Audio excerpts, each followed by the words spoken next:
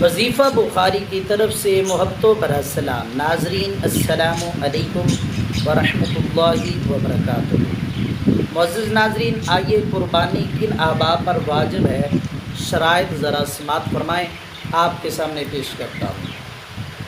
قربانی جن احباب پر واجب ہے اس کا مسلمان ہونا ضروری ہے، مسلمان ہو، غیر مسلم پر قربانی واجب نہیں۔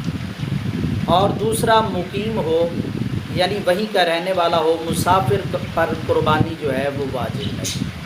تیسرا آزاد ہونا ضروری ہے، جو غلام ہو، غلام پر قربانی واجب نہیں ہے۔ چوتھا بالغ ہونا ضروری ہے، جو نابالغ ہو، نابالغ پر قربانی واجب نہیں۔ اور پانچواں عاقل ہو، بالغ ہونا ضروری ہے، عقل رکھنے والا ہو، مجنون نہ ہو، دیوانہ نہ ہو، یعنی سیدھا سادہ انسان نہ ہو۔ اگر سیدھا سادہ انسان ہے، مجنون ہے، دیوانہ ہے، اس پر قربانی واجب نہیں۔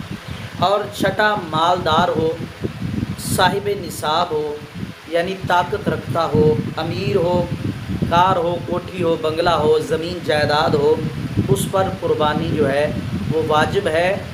وہ صاحب نصاب جو 52.5 تولہ چاندی یا 7.5 تولہ سونا کی طاقت رکھتا ہے، یا اتنا مال گھر میں موجود ہو، اتنا روپیہ پیسہ بینک بیلنس موجود ہو، اس پر قربانی واجب ہے، وہ ضرور قربانی کرے۔ میرے حضور آقا علیہ الصلوۃ والسلام کا فرمان علی شان ہے، بخاری شریف کی حدیث پاک ہے کہ جس کو اللہ نے استطاعت دی ہے، جس کو اللہ تعالیٰ نے طاقت دی ہے، مالدار ہو، غنی ہو، صاحب نصاب ہو، اس کے باوجود قربانی نہ کرے، مگر عید کی نماز پڑھنے کے لیے ضرور جائے۔